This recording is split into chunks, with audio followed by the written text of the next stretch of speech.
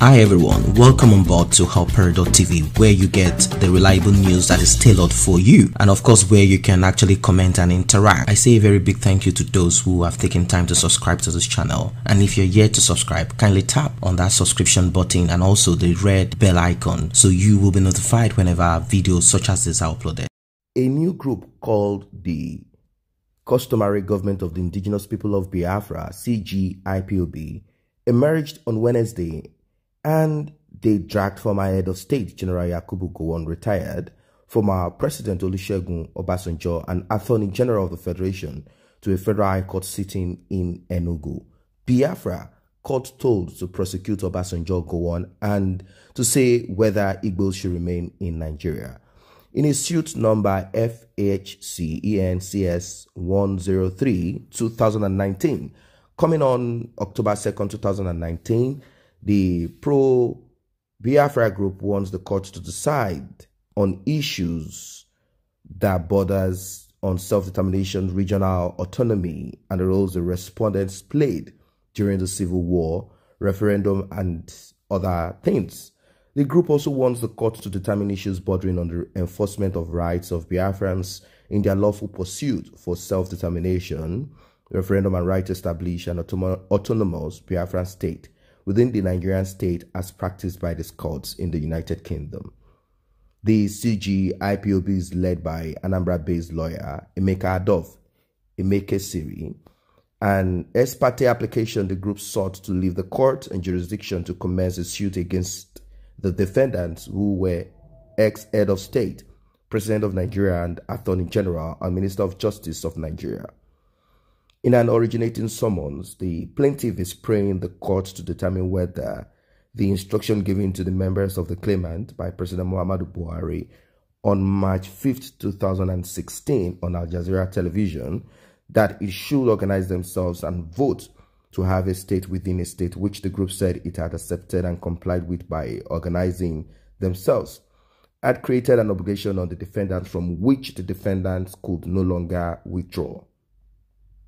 The group also asked the courts to determine whether by the instruction of the defendants, which the members ČG-1P0B had accepted and complied with as aforesaid, now had the right to conduct their referendum and vote to have its state of Biafra as a self-governing autonomous region within the Nigerian state, just like Scotland governs itself within the United Kingdom of Great Britain. Although Scotland have been trying to break away totally, and even right now with the United Kingdom out of the EU, the Scots are having some talks with Belgium, and that's where the headquarters of the European Union is.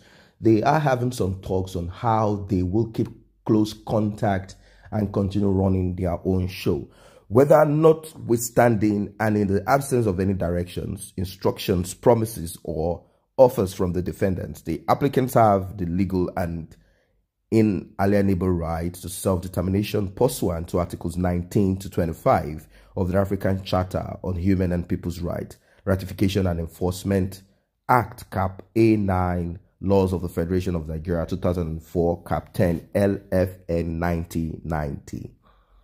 Whether it is an offense and unlawful contrary to any provisions of the Constitution of the Federal Republic of Nigeria, 1999, or of any other law whatsoever for the remnants of the Biafrans who survived the war with their descendants to identify themselves as Biafrans by indigenous identity and display their native flags and emblems and Biafran trademarks on their properties and products as they do now, whilst remaining loyal to the government of the Federal Republic of Nigeria as Nigerian citizens.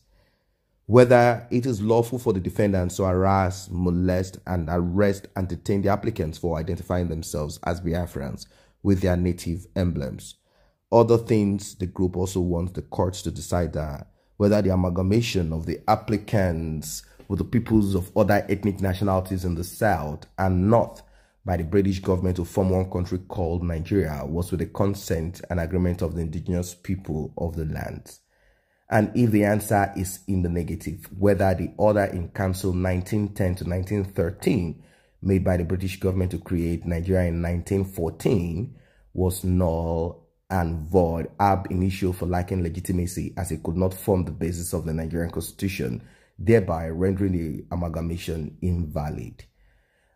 Whether by the Constitution of the Federal Republic of Nigeria 1963, which took effect on 1st of October 1963 and remained in force until the midnight of 30th December 1979, the defendants were right to seize and confiscate the asset, properties, money, and all treasures belonging to members of the claimant by promulgating the Abandoned Properties Act of 28 September 1979.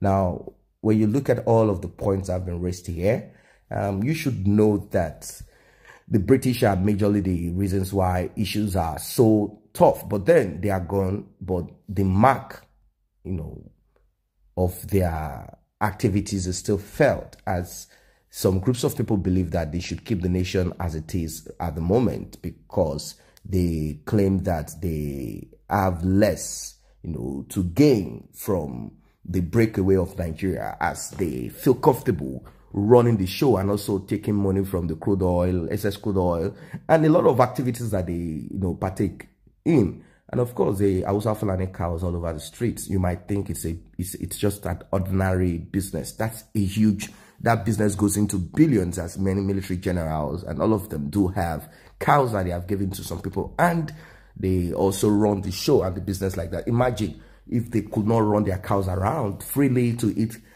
grass for free, drink water, eat people's farm produce for free.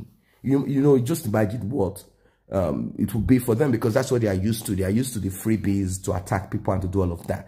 They cannot even create a ranch for themselves. So the council, the British council held a meeting from 1910 to 1913 when they realized that the north of the northern region, because it wasn't called Nigeria then, there wasn't any Nigeria then, they realized that the northern region in that part of West Africa was not viable, and they needed a more viable, a location, a region, a country that will give them money that will help, grow the British monarchy. As you see, all of the wealth you see being displayed in England, in Europe, in some part of Europe, they are stolen wealth. They are stolen wealth. That's how it's still being done today, but it's more clandestine. As you see them go to countries, destabilize a country, all because they need to be in charge of the natural resources of that country. It's called the pecking order. So they feel that they are more smarter now, and what they do is to see the population growth as it is for them and how comfortable they think they want to live, and they go to what they call the ground zero. Ground zeros are the locations that have certain natural resources that they need, and they don't care to crush the people down there just for them to get access. They destabilize the system, introduce guns, do change of regime, government. A lot of disgruntled people are always everywhere. They try to work on those people against the present government. They do a lot of things and they go on the ground. So back then, the British government created Nigeria in 1914. They created Nigeria in 1914. And that amalgamation is for 100 years. And that amalgamation, if you count 1914 till 2004, you will have the number of years. So after that time, Nigeria expired, even though it was not a legitimate marriage. It was a forced marriage, illegal marriage. But at the end of the day, the duration ended. The duration of this slavery, just like the children of Israel were in Egypt, that duration ended. But all of a sudden, these people, they've grown and they've fed certain groups of people, and in the northern part of Nigeria, and of course some corrupt criminals in the south too, that want the country to remain as it is. Now, whether by the Constitution of the Federal Republic of Nigeria 1963, which took effect on 1st of October 1963. Now, you should know that Nigeria, they claim that Nigeria became independent of the British in 1960, and later afterwards, they started finding out that they had natural resources, apart from human resources. They realized they had crude oil and all of that. And I know that the British would never, ever have left Nigeria if they realized that there was something for them to gain, if there was something for them to actually suck much more. They would never have left Nigeria alone. So, 1963, they came up with Federal Republic of Nigeria Constitution, 1st of October the constitution took effect. And it remained in force until the midnight of 30th September 1979. That's to let you know that, civil war and a lot of issues came up also. Issues came up, and the civil war lasted for about 3 years or thereabout, and a lot of people were killed. So when you look at all of this, there are people that are supposed to be held liable. That is not to say that the civil war is just a one-man show. It's a show that comprises of a lot of players. They claim that they wanted a democracy. They selected from 3 regions: the Yoruba, the Igbos, and they also brought in some people. They brought in the Hausa people and all of that. All of them decided to have a system. But all of a sudden, they claimed that the parliament was so occupied by the Northerners, as they claimed that they had more people. And this resulted into the civil war. It resulted into a lot of issues. Democracy, as it is as at that time, broke down as the military started killing each other. Hausa killing this person, Igbo killing that person. And all of them started killing each other. And it became a war later, because the meeting, they already weren't having the interests of each other at heart at that moment. They were groups of people, it's a dichotomy, people of different ideas and all of that. And that resulted to what it is. Until now, it's still there. You will see an Igbo man say, oh, Yoruba. Then you will still see the same groups of Biafra, probably from the Niger Delta region, Rivers, and the rest of they do not want an Igbo man. I mean, the ones from Imo State. Then the Imo man is saying the Anambra man is saying the Imo man is this and that. Now, that's not just to tell you that there's a lot of issues to be dealt with. That people can come up and say, no, we Igbos are united. Talk is cheap. I'm not saying who is united. It is not a mystery. It is just a decision in your mind at a particular moment. This is what has happened. This is the wrong ideology we fed ourselves. This is the way forward. That's all. Nothing more. It's not a mystery that you have to say, no, don't say we Igbos, don't say we Yorubas. It's the same thing everywhere.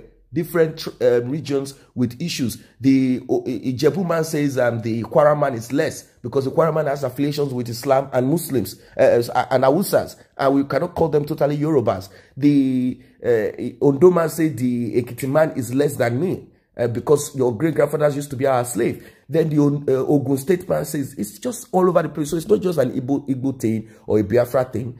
It's all over the place. It's time for people to come to a new generation. This new generation needs to start thinking smart rather than thinking dumb, like, keep repeating the same mistakes our elders made. It's time for us to start thinking properly. There's no crime in breaking away from a contraption that is not working. And of course, these people that have been involved in this, like I said, they are not the only ones involved in that war. But at the moment, the court is dragging Obasanjo and go, what's your own take about all of this? Do you think there should be a new turn when it comes to our reasoning as people? Do you think so? Do you think we should keep repeating the same mistakes like the past people, and you keep blaming, oh, that person, something that you are not privy to, something you weren't part of, something you don't even understand, but you just came to know that people died, civil war happened. You never know the true game players and the reason why even there is there is not provided in the constitution, and certain things are not there for people to even vote to leave or out. You don't know who said, let us keep the nation like this. We don't need to put a clause in the constitution if we have to break away from this marriage. You don't know if the person is from your region and the person is like a spokesperson for your region as at that time. That is his own thought. That is his own take. Whatever it is, I wouldn't know. You don't know what region said, let us put the clause in so that we can officially break out of Nigeria if things are not working. You don't know all of this. All you know is there is a civil war, Yoruba, Hausa, Igbo, Rivers, I am Calabar, I am this, and everyone begins to speak the same narrative that is not working. If Nigeria needs to break apart, if we need to move forward, people need to come together as at this moment and have a clear thought, productive ideas to break out of this system so that you can live for the number of years that you are going to live, so that your children unborn can enjoy more of it. That is what it is for now. If you're not a member of this channel, we can grow together by you tapping on the subscription button and the red notification icon bell below. It will definitely alert you whenever videos are uploaded. Thanks for stopping by.